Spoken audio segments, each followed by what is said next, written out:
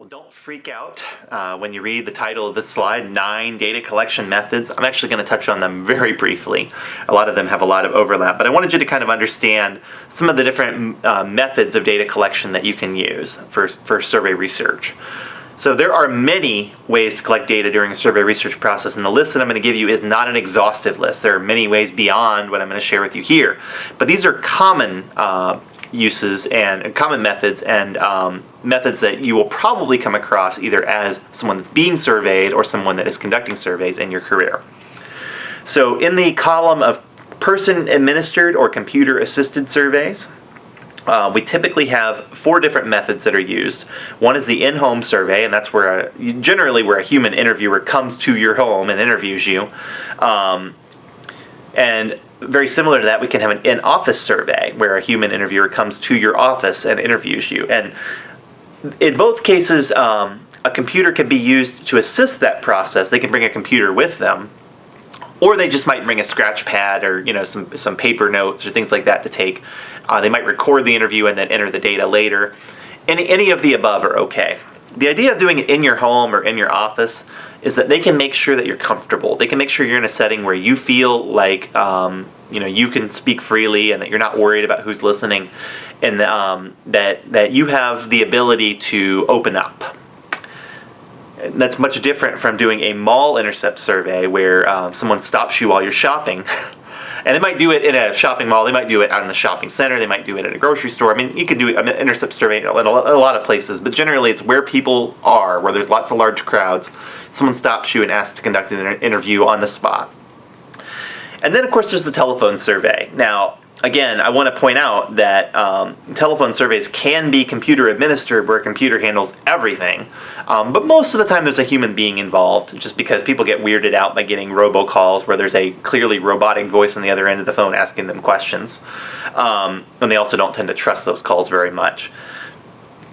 So generally there's going to be a human interviewer involved, which is why person-administered or computer-assisted surveys tend to be the ones that are used for telephone methods.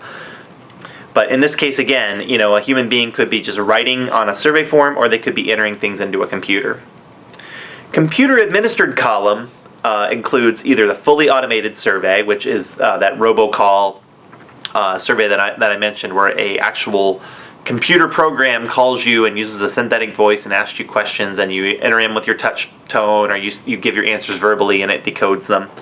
You can also have an online survey, which is probably the more common use of a computer-administered survey, where you go directly to a platform like Qualtrics or SurveyMonkey or whatever and key your results in there.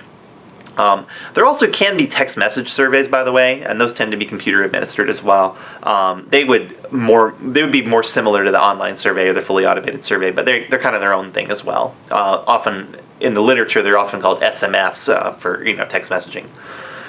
And then, of course, there are the self-administered surveys, a group survey, a drop-off survey, or a mail survey. Group survey, again, is where you take a self-administered survey in a group setting, like in a classroom or in a meeting or something like that. A drop-off survey is where you're given a survey form and then you're supposed to go drop it off in a box somewhere or in an envelope somewhere. And then a mail survey is where you're given a paper survey and you're supposed to fill it out and then mail it back, usually with a self-addressed envelope, to the research organization that's collecting the data, or to the organization that is sponsoring the research or something along those lines, and then it'll be entered and tabulated on the back end.